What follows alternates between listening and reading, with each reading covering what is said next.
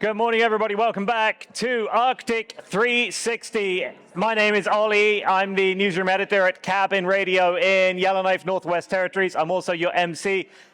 If you were with us yesterday, I hope you really enjoyed it. We covered a huge amount of ground.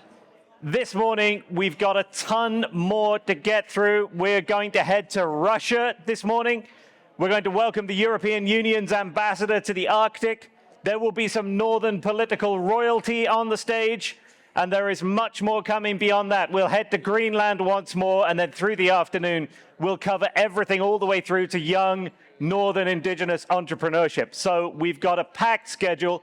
It's my job to essentially get out of the way of that. So let me please welcome to the stage, to start our second day at this conference, the president and chief executive of ARCTIC360, that is Jessica Shadian. Good morning, everyone. It's nice to see everyone back. You made it for the second day. I'm not going to do much speaking this morning. I just will say we've got another full day of, I think, really excellent sessions. If I could do one takeaway from yesterday, I really do feel that the feeling in the air was one of urgency. We need to move forward, and pretty much everyone felt like, you know, we need to figure this out together, and it was nice. It was kind of a nice tone that way, and I think people are taking from all corners, from government, private sector, around the north, around every sector. Issues well, the North has always taken it seriously. So I think the rest of the country is finally catching up and feeling the urgency and need as we are. I quickly, of course, want to talk and acknowledge our appreciation for all of our sponsors. We would not be able to do any of our activities, this conference or otherwise, without them. And so we're happy to have support from Global Affairs Canada through the GALI program.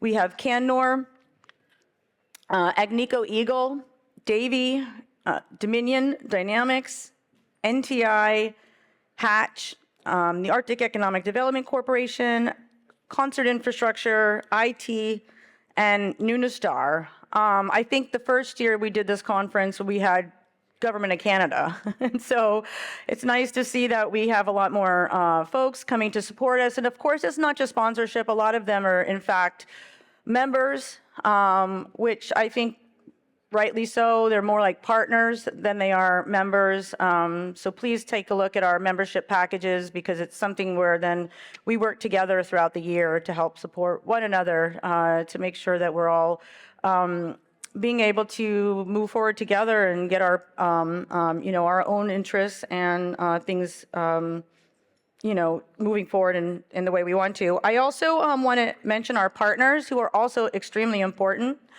We have ADIT, Cabin Radio with Ollie, which is fantastic. And then we also work very closely with the Canadian International Council, of course, Bill Graham, the Bill Graham Center for Contemporary International History, Monk School, and TRIA. And so maybe I should take a second for everyone to please just acknowledge. We will give a big applause later, but I mean, the whole TRIA team has been amazing. I'm sure you've been all working with her, and you feel like now she's either your best friend or your mom or something, but she's hands-on. So I thank you. And the whole team. It's been amazing. And I also want to mention as well that this year we have the city of Yellowknife, who have come on board as members.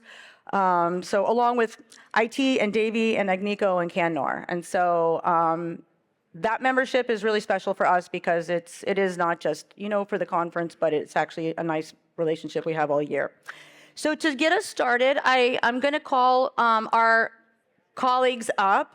I will let them all introduce themselves, but basically this is to announce the fact that we have, I think maybe after 7 years, finally received funding support for precisely what we have been talking about many times over yesterday, which is, how do we organize all this? How do we figure out what we need to build? How do we figure out what we have? How do we figure out like the social infrastructure needs, the economic infrastructure needs, the defense infrastructure? So all of this is what we have and what we need. And So something that we have been working towards for a very long time is a interactive infrastructure mapping project for the north that will, basically help. And they will talk about it, doing inventory and also being able to look forward to help policymakers, private sector figure out what we should, how to build, how we're going to get the financing and to build everything. And we do have some,